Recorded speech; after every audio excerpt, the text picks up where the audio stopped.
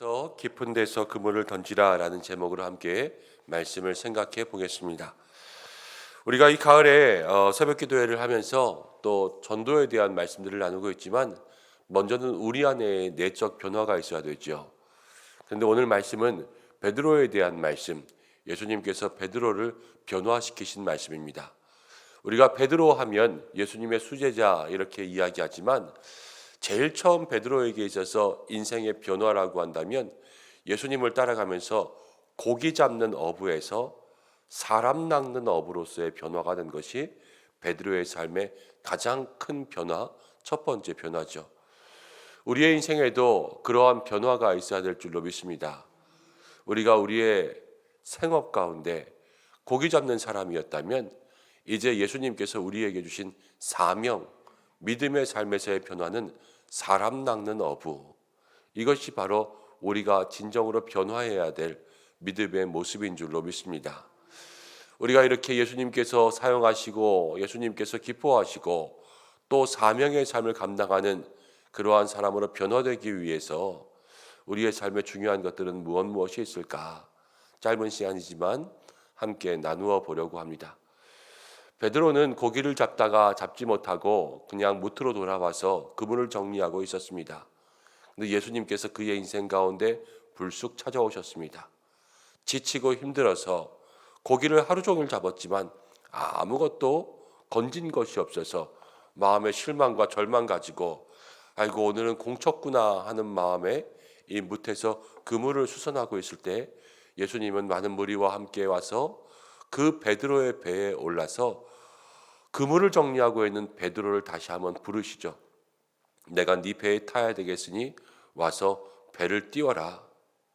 그리고 나서 베드로에게 막무가내로 그 삶을 다시 한번 끄집고 나가십니다. 그럼 베드로가 여기서 예수님을 뿌리치고 지금 나 피곤한 거 안 보입니까? 다른 배 가서 알아보십시오. 이렇게 얘기할 수도 있어요. 그렇지만 베드로는 그러지 않았습니다. 예수님의 말씀 가운데 어떻게 했냐면 순종한 거죠. 예수님은 베드로에게 무리한 부탁을 하는 것 같았지만 베드로는 그 무리한 부탁까지도 순종하고 예수님께서 하자고 하시는 대로 했습니다. 사실은 그 이유도 있지요. 그 전 누가복음 4장을 보면 예수님은 이미 베드로를 만났습니다. 베드로의 장모님께서 열병에 걸려 누워있을 때 많은 병자를 치료하신 예수님은 베드로의 장모님의 열병도 치료해 주셨습니다. 예수님께서 우리의 모든 병도 치료하시기를 주님의 이름으로 축복합니다. 예수님의 능력과 또 예수님께서 비범치 않은 사람이라는 것을 비범한 사람이라는 것을 베드로는 안 순간 예수님의 말씀을 무시할 수 없는 또 예수님의 말씀을 듣지 않을 수 없는 그러한 무엇인가 중압감이 있었을 거예요. 그래서 예수님의 말씀 가운데 순종하며 배를 띄웠습니다. 우리가 인생 가운데 예수님 앞에서 사명자 또 예수님께서 기뻐하시는 사람 낚는 어부로서의 삶을 시작하려고 할 때 저와 여러분들에게 이 가을에 있어야 될 모습의 첫 번째는요, 순종입니다. 순종. 우리가 이 시간에 왜 특별 새벽 기도를 하고 우리가 왜 이 가을에 영혼을 위해서 기도하고 우리가 왜 이 가을에 예배자의 삶, 믿음의 귀한 삶을 살아가느냐? 첫 번째는요, 하나님이 그것을 원하시기 때문입니다. 그리고 그것이 우리에게 주신 주님의 사명이고요. 모든 믿는 자가 가지고 지켜야 될 하나님의 말씀이기 때문이죠. 우리의 매 삶은요, 사실 순종의 연속이에요.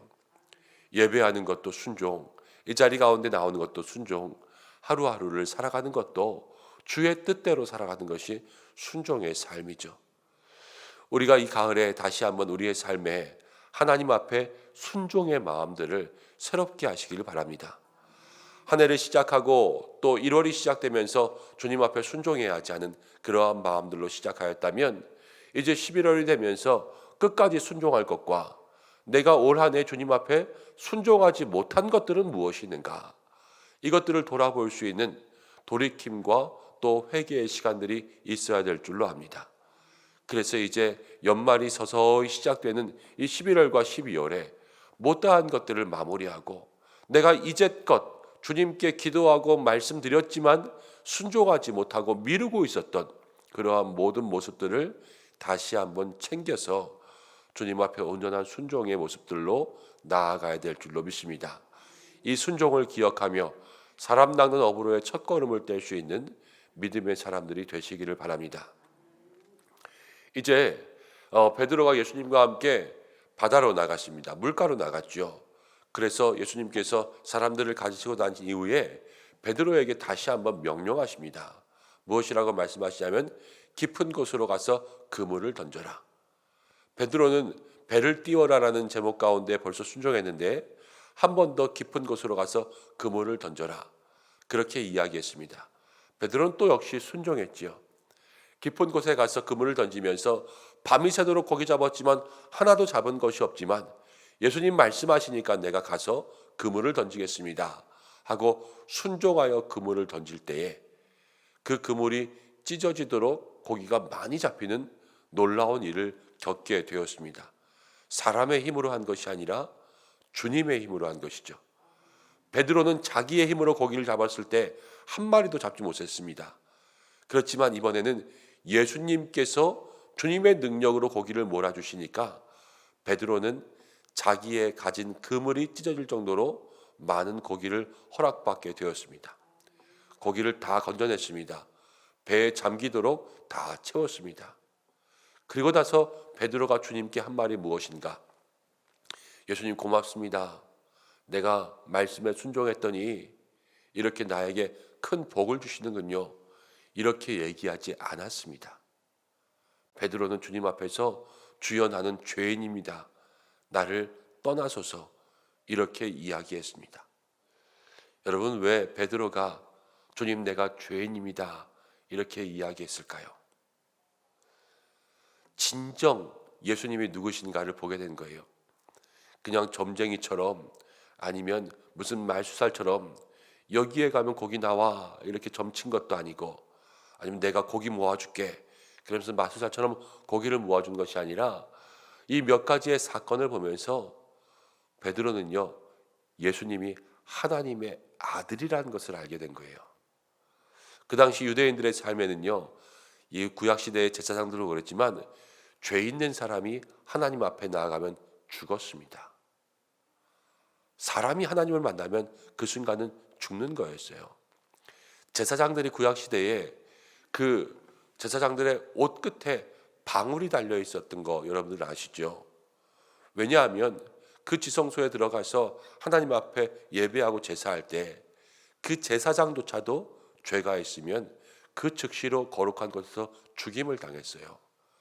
그래서 그가 살아있으면 움직이면서 방울 소리가 나지만 그 죄 때문에 죽임을 당하면 방울 소리가 나지 않기 때문에 밖에서부터 제사장을 끌어내야 되기 때문에 그곳에 방울이 달려 있었던 거예요.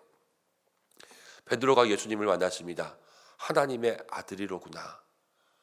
그 하나님의 아들 앞에서요 한없이 부족하고 연약하고 더러운 자기의 모습들을 발견하게 된 거죠. 하나님을 만나니까 이 거룩한 빛 앞에서 나는 어두움의 존재였다라는 영적 무지고 밤의 인생이었다라는 것을 깨달았습니다. 그러니까 주님 앞에 회개가 일어나기 시작했어요. 베드로의 인생이 변화됐습니다. 고기 잡는 어부에서 사람 낚는 어부로 변화되었습니다. 여러분 그 변화의 순간 뭐가 있었냐면요. 진정한 주님 앞에서의 회개가 있었어요. 베드로도 그 삶 속에 나도 고기 좀 잡아. 나도 힘 꽤 났어. 나도 여러 가지 은사와 능력이 있어. 이런 마음을 가지고 있었을지라도 예수님을 진정 만난 그 순간에는 죄인 하나밖에 없었던 거예요. 오늘 우리가 기도하면서 예수님 앞에 정말로 하나님의 아들이신 그분 앞에서 우리가 무엇을 고백할 수 있겠습니까? 주님 날마다 우리가 믿음으로 살아가지만 날마다 우리가 죄인입니다. 이 믿음의 고백이 주님 앞에 올려줘야 될 줄로 믿습니다. 참 회개와 참 순종. 그래서 주님의 뜻을 따르겠습니다. 그리고 주님 나의 부족함과 연약함을 주님께 고백하오니 씻어주옵소서. 이것을 주님 앞에 온전히 드리며 나아갈 때에 우리의 삶에 믿음의 변화와 또 거듭남을 매일 이루어갈 수 있는 귀한 축복이 있을 줄로 믿습니다. 회개와 또 순종의 모습들을 이루면서 베드로는 이제 제자들이 아닌 주변의 동료들과 함께 예수님을 따라가기로 결심합니다. 그래서 그들이 육지에 와서 배를 버려두고 또 고기를 버려두고 그 즉시로 예수님을 따르게 되었습니다. 자, 우리가 어저께 함께 말씀을 나누면서 한 번 태어나면 두 번 죽고 두 번 태어나면 한 번 죽는다 말씀을 드렸지 않습니까? 그러면서 우리의 삶에 중요한 것을 깨달아야 되는데, 중요한 것 중에 하나는 니고데모가 그랬던 것처럼 영적인 삶의 중요함을 깨달아야 된다 말씀드렸어요. 베드로가 지금 고기도 많이 잡았습니다. 갑자기 만선을 누렸어요. 그리고 어떻게 하면 고기를 많이 잡는지도 알 수 있었을지도 모르겠어요.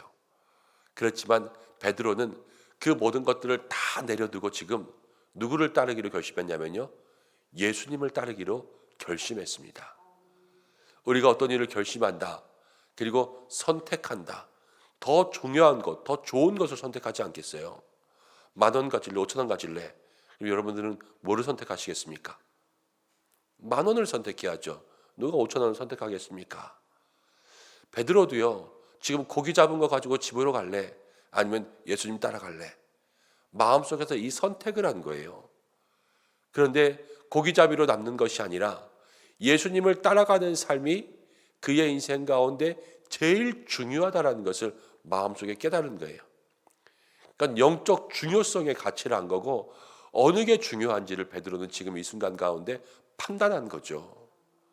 우리의 삶에도 이 중요성을 깨달을 수 있는 그러한 믿음의 고백들이 있어야 될 줄로 믿습니다.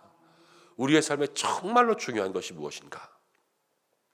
다른 어떠한 것보다 베드로는 지금 만선, 돈을 만질 수 있는 그러한 기회를 잡았어요.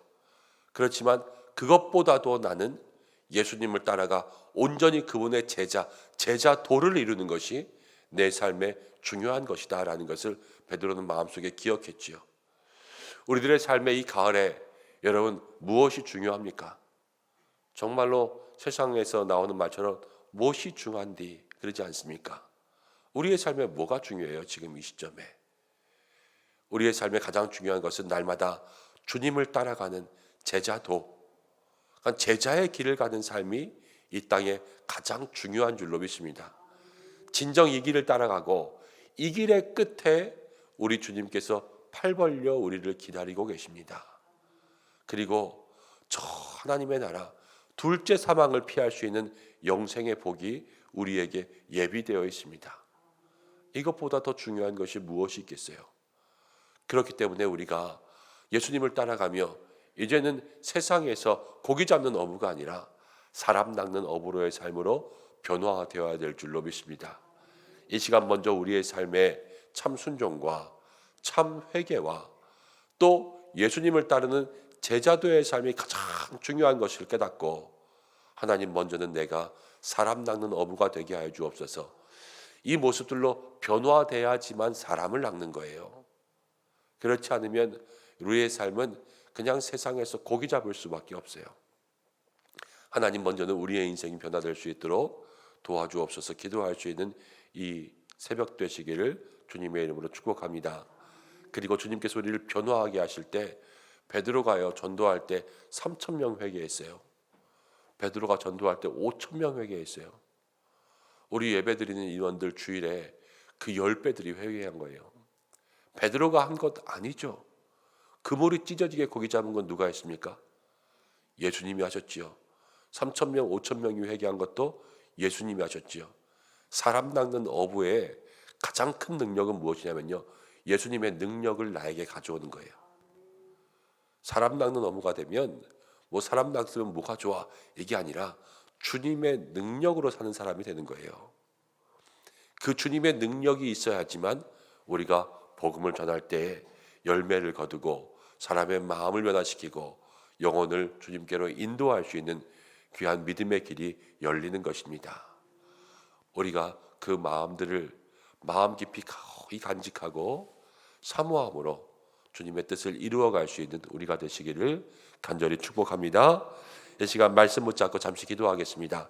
하나님 우리로 사람 닦는 어부 될 수 있도록 인도하여 주옵소서. 하나님 우리에게 참 순종과 참 회개와 영적인 삶의 중요성을 깨닫고 주님을 따르는 제자도의 길을 걸어갈 수 있도록 인도하여 주옵소서. 이 시간 말씀 붙잡고 먼저 함께 기도하겠습니다.